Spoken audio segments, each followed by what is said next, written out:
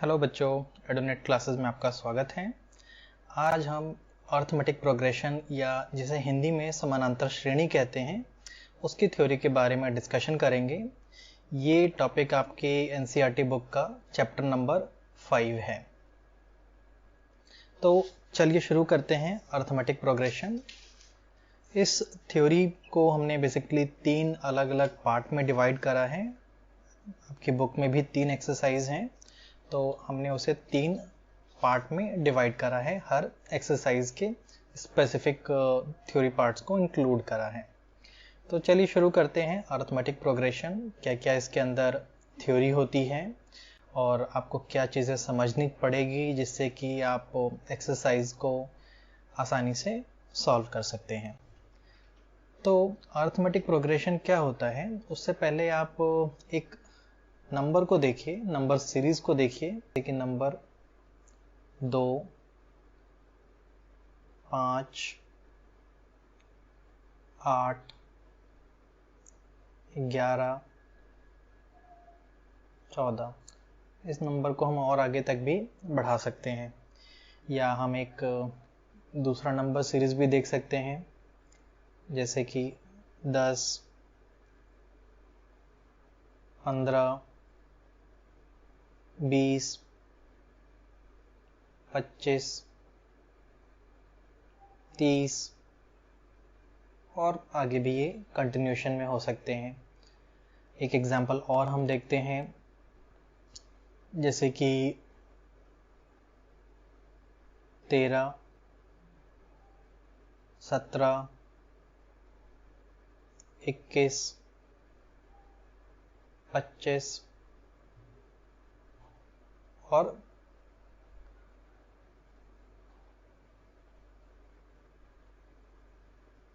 29।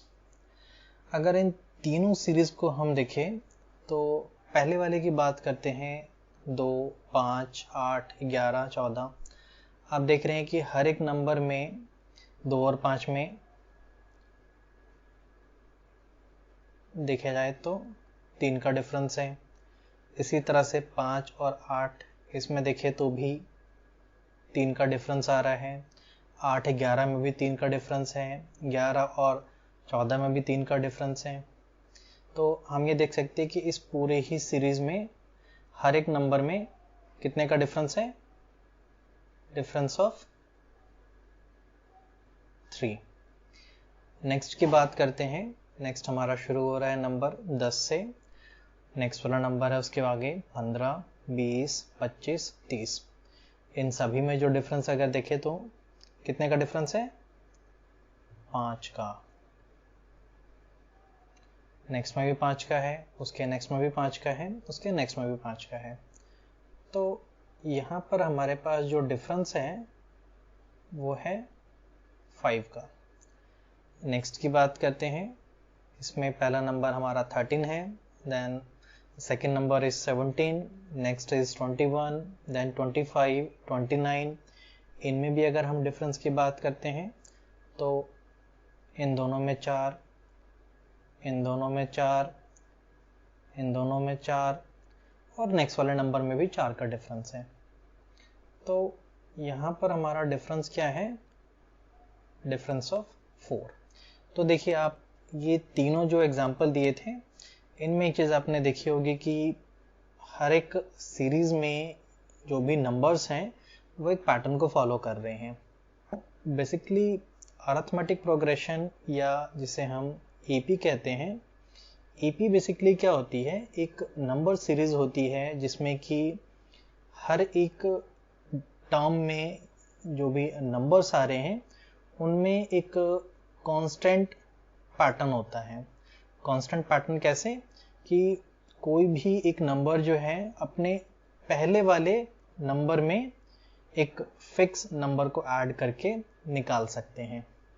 आसान भाषा में, जैसे कि अगर हम ऊपर वाले एग्जाम्पल की बात करते हैं, 2, 5, 8, 11, 14 ये नंबर था हमारे पास।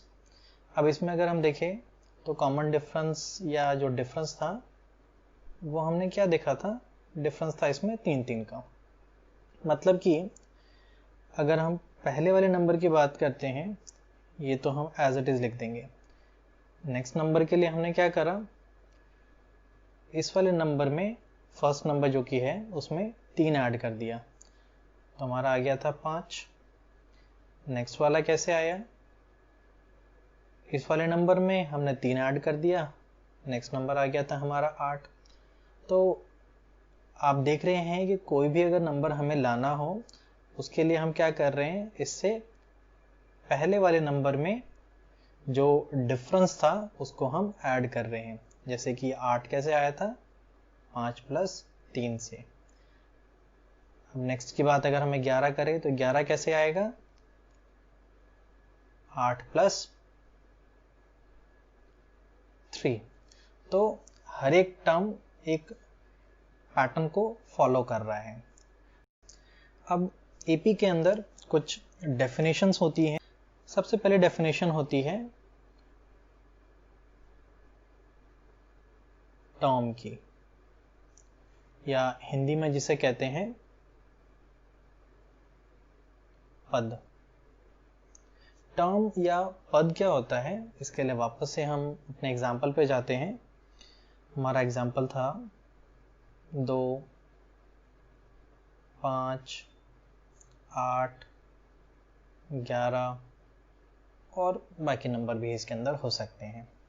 तो टर्म बेसिकली क्या होता है, जैसे कि अगर हम इसकी बात करते हैं, 2 की बात करते हैं, ये 2 के बाद हमारा 5 आया, 5 के बाद 8 आया। तो अगर हम पोजीशंस की बात करते हैं कि हाँ काउंटिंग वाइज ये किन किन पोजीशन पर है, तो 2 को अगर हम देखें तो ये हमारी फर्स्ट पोजीशन पर है। 5 की बात करें तो ये हमारी सेकंड पोजीशन पर है। 8 की बात करें तो ये हमारी थर्ड पोजीशन पर है। तो टर्म बेसिकली क्या होता है, एपी में किस पोजीशन पर वो नंबर है। ये हमारा फर्स्ट पोजीशन जैसे हो गया तो इसे हम कहेंगे फर्स्ट टर्म। ये हमारा सेकंड पोजीशन हुआ, इसे हम कहेंगे सेकंड टर्म। 8 को हम कहेंगे थर्ड टर्म। 11 को हम कहेंगे फोर्थ टर्म।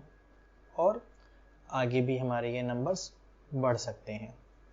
अब जो टर्म्स हैं वो हमारे एपी सीरीज में नंबर ऑफ टर्म्स की अगर हम बात करते हैं तो नंबर ऑफ टर्म्स जो है हमारे एपी में वो फाइनाइट हो सकते हैं, हिंदी में जिसे हम कहेंगे परिमित।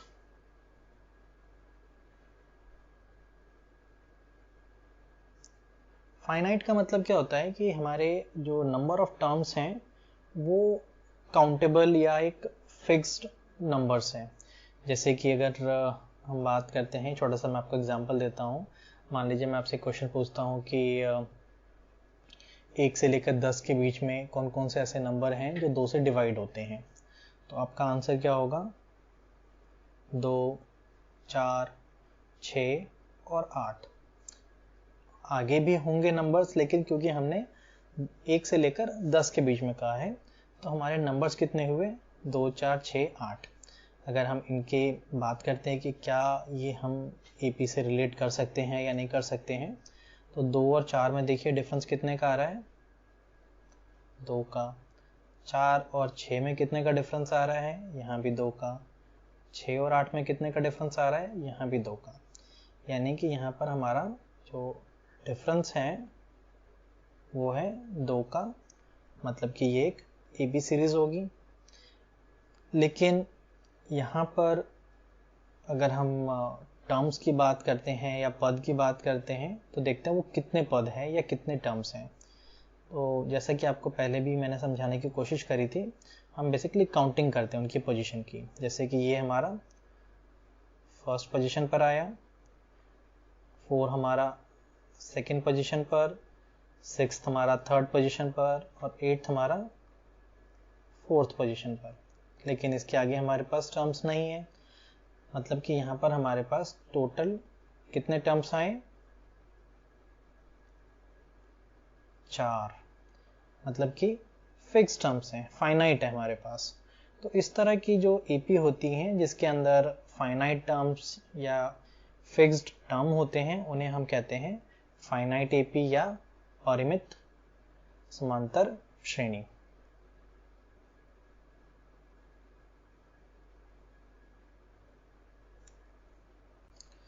दूसरा आता है हमारा कि जो हमारे नंबर ऑफ टर्म्स हैं वो they can be infinite also. Infinite कैसे? तो लेट्स सपोज अगर मैं आपसे कहता हूं कि ऐसे नंबर्स बताइए जो कि 4 से डिवाइड होते हैं, तो आपका आंसर क्या होगा?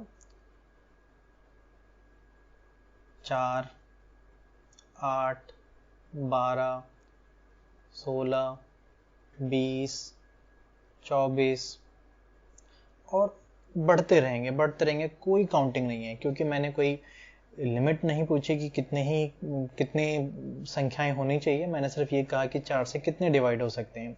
तो 4 से डिवाइड होने वाले तो बहुत सारे नंबर होंगे हमारे पास, अनकाउंटेबल। अब बढ़ते रहेंगे, लेकिन गिनती कभी खत्म नहीं होगी। तो यहाँ पर अगर हम टर्म्स की बात करते हैं तो ये देखिए, ये फर्स्ट टर्म हो गया, ये second term, third term, fourth term, fifth term, sixth term, और ये टर्म्स की जो काउंट है वो बढ़ती जा रही है। तो इस तरह के जो टर्म्स जहाँ पर हमारे जो नंबर ऑफ टर्म्स होते हैं वो इनफाइनाइट होते हैं, उसे हम कहते हैं इनफाइनाइट एपी, या हिंदी में हम जिसे कहते हैं अपरिमित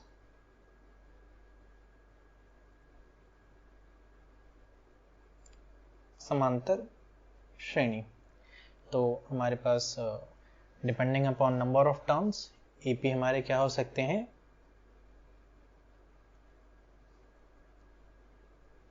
फाइनाइट हो सकते हैं और इनफाइनाइट हो सकते हैं। ठीक है, तो ये तो बात हो गई टर्म की। टर्म को रिप्रेजेंट करने का एक तरीका हमारे पास ये भी होता है, हम जो फर्स्ट टर्म होती है उसे हम ए से डिनोट करते हैं, नेक्स्ट वाली टर्म को डिनोट करते हैं A2 से, नेक्स्ट वाले टर्म को डिनोट करते हैं A3 से, A4, A5, ये हमारी ऐसी चल सकती है। मतलब ये पहला टर्म, दूसरा टर्म, तीसरा टर्म, चौथा टर्म। तो ये तो बात हो गई टर्म्स की। नेक्स्ट बात आती है कॉमन डिफरेंस की, या जिसे हिंदी में हम कहते हैं सार्व अंतर। तो कॉमन डिफरेंस क्या होता है? अब देखिए, जो हमने अभी एपी हमने पढ़ी थी, जैसे कि एग्जाम्पल, हम अपने वाला ही एग्जाम्पल लेते हैं, स्टार्टिंग वाला ही एग्जाम्पल क्या था हमारा? 2, 5, 8, 11, 14।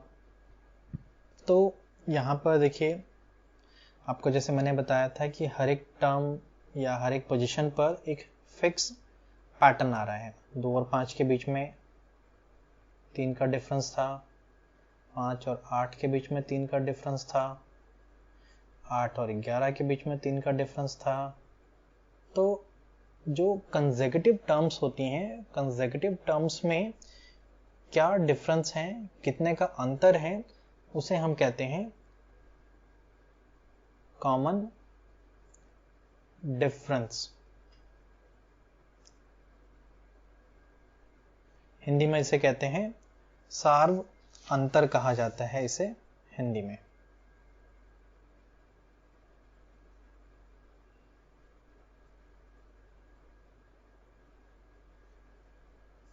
और इसे डिनोट करने के लिए हम स्मॉल डी का यूज करते हैं।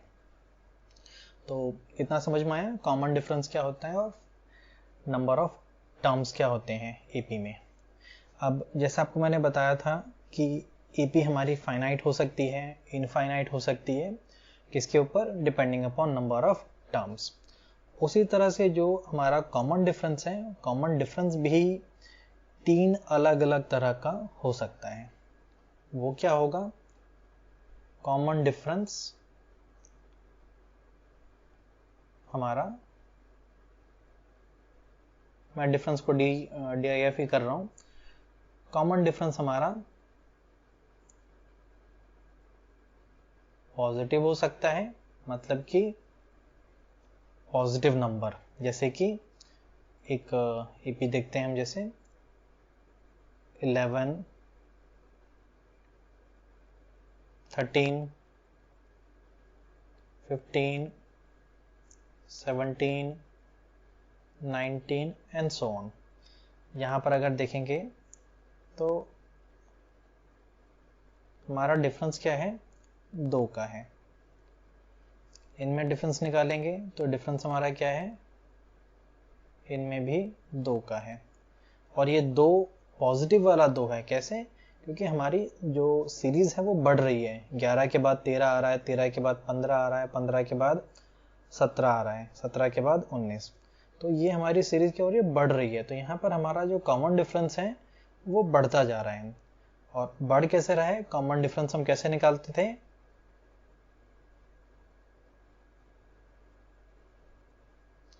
कॉमन डिफरेंस निकालने का तरीका होता है हमारा कि कोई भी एक टर्म ले लीजिए। मान लो कि मैं लेता हूं सेकंड टर्म। तो हम क्या करते हैं, जो भी टर्म लेते हैं ना, उससे पहले वाली जो टर्म होती है उसे माइनस कर देते हैं। मतलब कि इसमें माइनस क्या कर देंगे हम, फर्स्ट टर्म। इससे हम कॉमन डिफरेंस निकाल लेते हैं। जैसे कि अगर हम यहाँ बात करते हैं तो सेकंड टर्म हमारी क्या होगी, 13, फर्स्ट टर्म क्या होगी, 11, कॉमन डिफरेंस क्या है हमारा, 2। कोई और भी टर्म ले लो आप, जैसे कि मान लो 19 ले लेते हैं। तो यहाँ पर हम कॉमन डिफरेंस कैसे निकालेंगे, 19, उससे पहले वाली जो टर्म है वो क्या है, 17, कॉमन डिफरेंस क्या आया, 2 का आया, पॉजिटिव 2 का। तो कॉमन डिफरेंस निकालने का एक ये भी तरीका है। अच्छा, चलिए बात करते हैं कि हमारे टाइप क्या थे। तो कॉमन डिफरेंस हमारा पहला क्या निकला, पॉजिटिव। दूसरा हमारा कॉमन डिफरेंस निकल सकता है, अब ज़रूरी नहीं है कि आपका जो सीरीज़ है वो बढ़ता ही रहे, कभी कभी ऐसा भी हो सकता है कि जो सीरीज़ है वो घट रही है। तो ऐसे केसेस में जो हमारा कॉमन डिफरेंस होता है वो क्या होता है, नेगेटिव। मतलब कि जो आपका कॉमन डिफरेंस होगा वो ऐसा होगा कि जिससे सीरीज आपकी घटती रहेगी। जैसे कि एग्जांपल मान लो 20, 16, 12, 8, 4। यहाँ पर चलिए हम कॉमन डिफरेंस निकालते हैं। कैसे निकालेंगे, second term minus first term. मतलब कि सेकेंड टर्म हमारी क्या है, 16, फर्स्ट टर्म हमारी क्या है, देखिए फर्स्ट टर्म हमेशा यहीं से स्टार्ट होगी, चाहे वो पॉजिटिव सीरीज जारी हो या नेगेटिव सीरीज जारी हो, फर्स्ट टर्म हमेशा यही निकलेगी। सेकंड टर्म हमेशा यही होगी, उसमें कोई भी पॉजिटिव नेगेटिव का चक्कर नहीं होता। टर्म्स हमारी हमेशा 1 से स्टार्ट होंगी और वो बढ़ती हुई होंगी, 1, 2, 3, 4 ऐसी ही होंगी। तो कॉमन डिफरेंस हमारा क्या निकला, 16 माइनस 20, सिंपल सा है, कितना आएगा, -4।